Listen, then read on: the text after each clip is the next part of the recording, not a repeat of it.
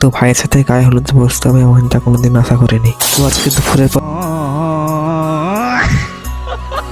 খাওয়া দাওয়া সেরে নিয়ে বিকেলবেলা একটা কমলা লেবু কিনে খেতে খেতে বেরিয়ে পড়লাম। আর এদিকে আন্টিরা সব গায়ে হলুদের থালা সাজাচ্ছিল। আসলে আজকে আমার ছোট হয়ে গেছিল কাটিং অফ জ্যাক, মানে ওই সুন্নতের খাতনা ছিল আর কি। আমি ছিলাম ওর বড় হাত, তাই আমি ওকে সাজানোর জন্য চলে এলাম। দিয়ে ওকে সাজিয়ে গুছিয়ে দিয়ে আবার বাইরের দিকে বেরিয়ে পড়লাম। দিয়ে মামার সাথে একটু বাইকে করে ওখানে গ্রামের চারদিকটা ঘুরতে লেগে পড়ল, কারণ এখন তোকে 1 মাস পুরো বিছানায় পড়ে থাকতে হবে।